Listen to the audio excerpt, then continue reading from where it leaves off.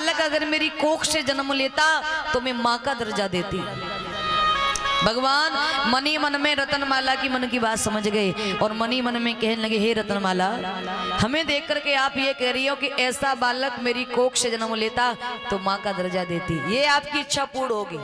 पर लेकिन ध्यान रहे, मैं तेरी कोख से जन्म तो खैर नहीं ले पाऊंगा, पर लेकिन इतना जरूर है कि आप हमें माँ का दर्जा जरूर दोगी। उसके बाद में वामन भगवान ने राजा बलि को छल लिया, 3.5 कदम पृथ्वी में तीनों लोगों को नाप लिया।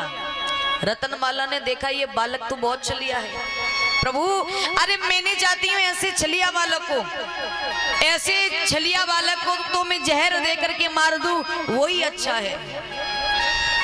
भगवान कहने लगे तुम्हारी ये भी इच्छा पूर्ण होगी, आप हमें माँ का दर्जा भी दोगी और जहर भी पान कराओगी। तो वही रतनमाला द्वापर में आकर के पूतना बनी, जो कि सर्वप्रथम प्रभु को माँ का दर्जा दिया और स्तनों द्वारा जहर पान कराया। बोलिए गोविंद भगवान की, राधा कृष्ण भगवान की।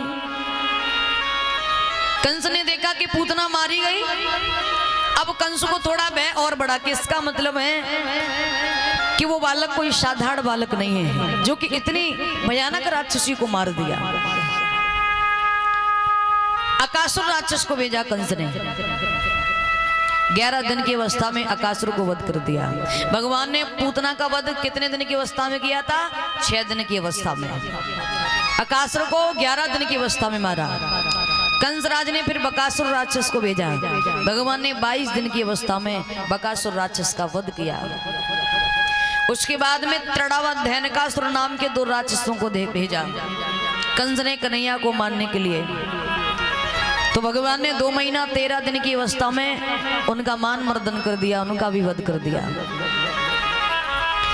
अब तो कंसराज बड़ा ही हैरान है कि मैं जिस राक्षस को भेजता हूँ वो लौट के नहीं आता है।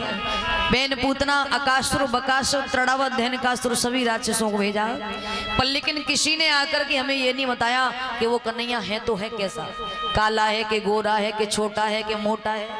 कोई लौट के ही नहीं आया, सारे के सारे मारे गए। अब तो कंसराज बड़ा ही हैरान है। इधर कंसराज का सितारा मंद पड़ता गया और भगवान कन्हैया का सितारा उज्जवल पड़ता गया। भगवान कन्हैया जैसे जैसे बड़े हुए वैसे वैसे अपनी लीलाओं को दिखाने लगे। तनिक सयाने जब उभय